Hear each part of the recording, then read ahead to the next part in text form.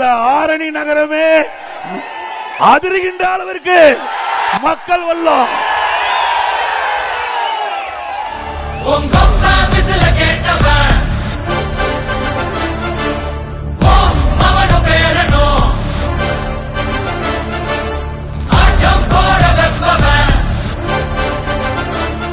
கருணாநிதி அவர்கள் உடல்நிலை சரியில்லாக்கும் போது ஸ்டாலின் வீட்டு சிறையில் வைத்ததாக அந்த ஆடியோ செய்தி திரு ராசாவில் குறிப்பிட்டது.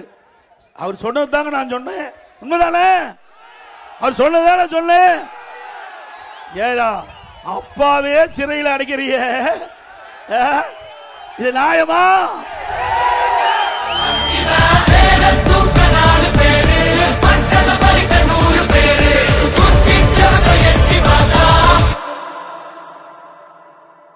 அண்ணா திமுக ஆட்சிக்கு வந்த உடனே திரு ராசா அவர்கள் இந்த ஆடியோவில் வெளியிட்ட செய்தியை விசாரணை மேற்கொள்ளப்பட்டு சட்ட நீதியாக நடவடிக்கை எடுக்கப்படும்.